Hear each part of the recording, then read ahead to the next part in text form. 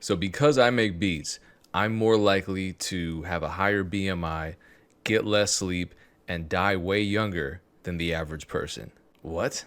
No, these aren't statistics I just made up. I got these from actual studies. Let me explain. And yes, this video is sponsored by Eargasm, and they are a product that I've been wanting to try for years.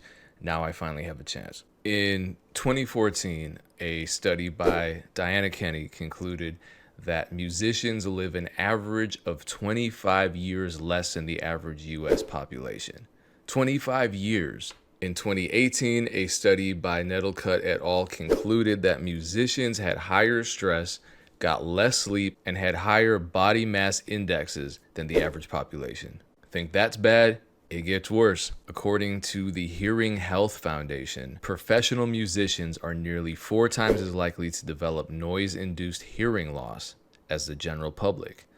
They are also more likely to experience tinnitus or ringing in the ears. And of course, this can affect anyone in the music business, whether you're a sound tech, whether you play drums, whether you're someone who works in a live music venue, or if you're a producer in the studio with music blaring in your face all the time.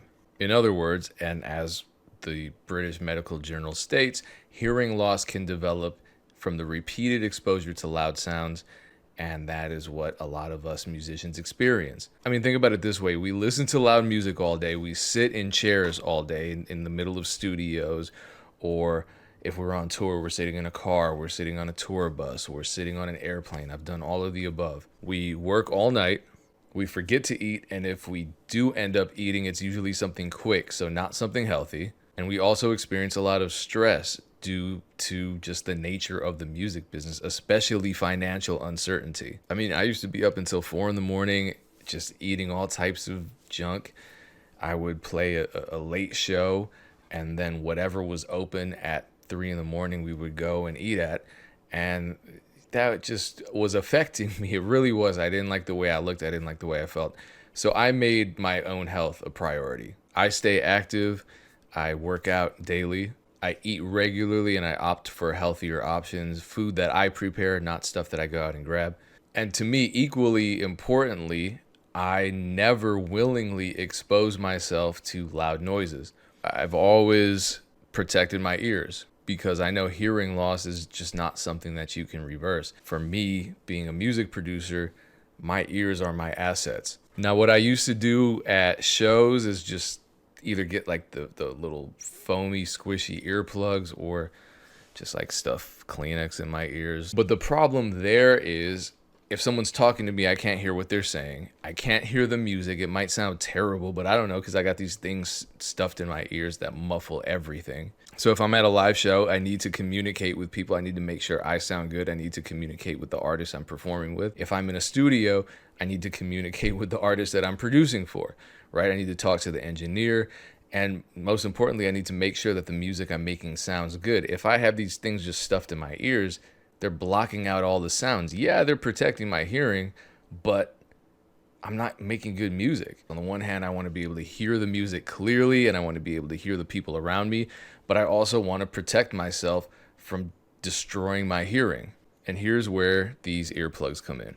I heard a lot about Eargasm earplugs from some friends who would go to music festivals. And it's because Eargasm partnered with a lot of big music festivals. The people I talked to couldn't say enough good things about them. If a bunch of ravers with speakers the size of my house pointed in their faces at full volume can still hear the music without going deaf by using these, that says something. So these plugins boast high fidelity sound, but they can also reduce sound by up to minus 21 decibels.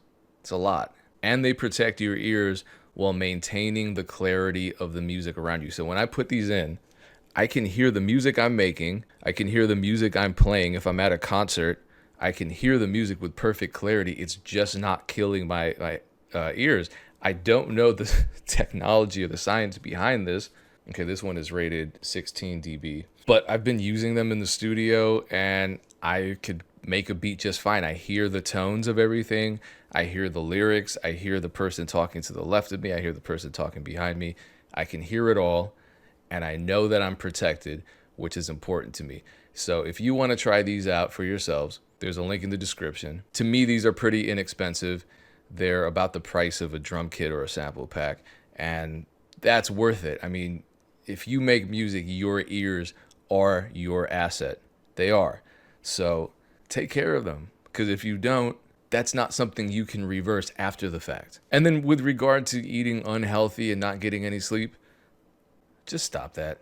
Don't contribute to these statistics of unhealthy musicians who die early and who live these miserable lives because they've lost their hearing or they're experiencing some other kind of health problem because they're under constant stress, eating terribly or not eating at all, and experiencing physical ailments related to that lifestyle. Thank you. Appreciate you tuning in. Peace.